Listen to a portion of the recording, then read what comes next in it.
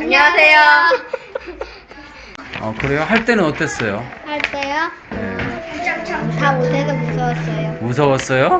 하기 전에는 좀 많이 떨리고 불안했어요. 뭐 틀릴까봐.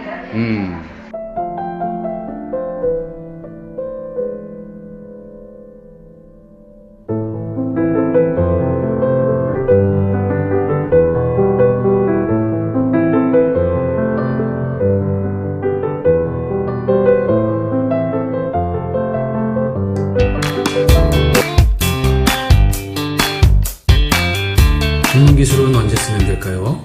질문 기술을 써도 대화가 막힐 때가 있죠? 질문 속에 충고나 지적, 비난과 같이 부적절한 내용이 있기 때문입니다. 학원 상담의 목적은 문제 해결 때문이죠. 문제를 해결하려면 대화를 긍정적인 방향으로 풀어나가야 되는데 어찌하면 될까요?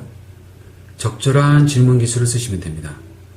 그렇다고 대화가 잘 풀리고 있는데 굳이 질문 기술을 계속해서 쓰시면 오히려 상담에 부정적인 영향을 줄 수 있습니다. 대화의 맥락이나 상황에 따라서 시기적절하게 질문 기술을 사용하셔야 됩니다. 지나치게 계속해서 질문 기술을 사용하시거나 꼭 필요하지 않을 때 사용하시면 오히려 서로 불편해지거나 혼란스러워질 수도 있습니다.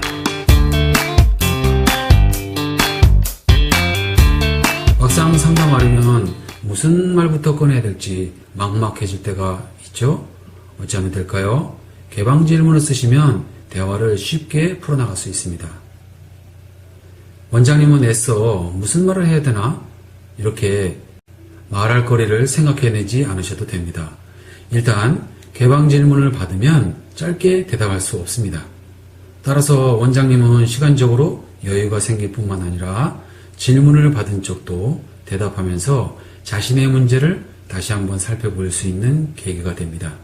그러다 보면 대화도 자연스러워져서 분위기도 편안해집니다. 편안해지면 어떻게 될까요? 누구든지 편안해지면 경계심도 풀어지고 빗장도 풀어지게 돼서 속에 있는 말 다 털어놓게 됩니다. 달리 말씀드리면 학부모나 학생으로부터 구체적인 정보를 탐색해낼 수 있습니다. 그러면 개방 질문은 어떻게 만들면 되죠? 개방 질문은 네, 아니요 처럼 단답형으로 대답할 수 없는 질문입니다. 육하 원칙에 쓰이는 6가지 의문사 아시죠? 언제, 누가, 어디서, 무엇을, 왜, 어떻게를 붙여서 만듭니다. 이 가운데 상담사들이 가장 많이 쓰이는 의문사 2개가 있습니다. 뭘까요? 바로 어떻게와 무엇입니다. 어떻게를 사용하시면 대답할 때 느낌이나 과정에 집중해서 대답하게 됩니다. 또 어떤 사실을 파악하고 싶을 때는 무엇을 사용해서 물어보시면 됩니다. 그런데 이와는 반대로 가장 피해야 될 의문사가 있습니다. 뭐죠? 바로 왜입니다.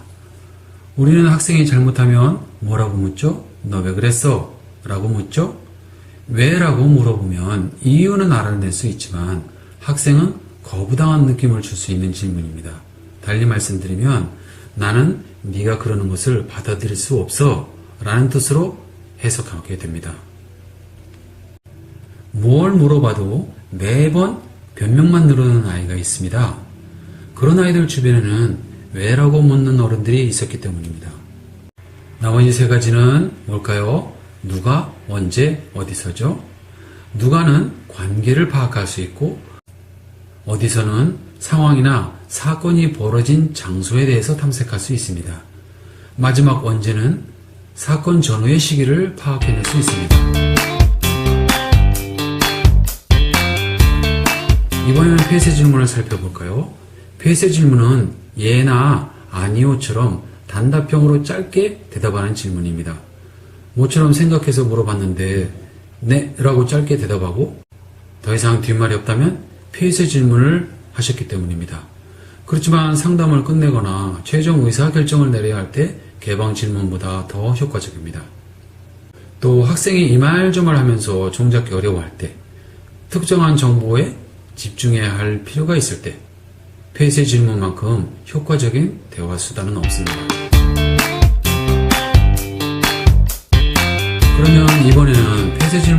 개방 질문으로 한번 바꿔볼까요?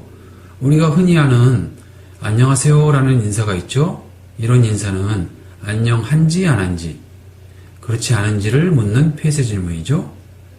개방 질문으로 바꾸면 어떻게 하면 될까요? 지금 어떤 기분이야? 아니면 표정이 밝아 보이네? 무슨 일 있었어? 라고 바꿔 물어봅니다. 또 공부 좋아하니? 라는 질문 속에서 공부는 너무 범위가 넓죠? 그보다는 영어라든지 과목으로 바꿔서 묻고 좋냐? 안 좋냐는 폐쇄 질문이죠? 정리하면 어떻게 하다가 영어를 선택하게 됐어? 라고 바꿔 묻습니다. 또 너는 외동딸이니? 아니면 외아들이니? 라는 질문 역시 폐쇄 질문이죠. 바꿔보면 가족은 어떻게 되니? 라고 물어볼 수 있습니다. 또 영어 공부하는 게 좋니? 라는 질문은 영어 공부하는 게 어떤 것 같아? 라고 고쳐서 물어볼 수 있습니다. 그런데 질문 기술 가운데 반드시 하지 말아야 할 질문 3가지가 있습니다. 첫째는 유도 질문입니다. 답을 뻔히 알 수 있는 질문이죠. 다른 질문들은 대답이라도 간단하게 할 수 있지만 이런 질문은 아예 침묵해버립니다. 네가 학생인데 그러면 되겠어? 이런 질문 유도식 질문이죠. 초등학생도 절대 대답 안 합니다. 이보다 더 노골적인 질문이 있죠? 취조식 질문입니다. 반대 의견이 섞인 질문이라서 따지듯이 질문합니다. 3번째는 복합 질문입니다. 질문 속에 여러 가지 질문이 뒤섞여 있어서 듣는 사람은 뭘 물어보는 것인지 헷갈려서 아예 대답을 거부해버립니다.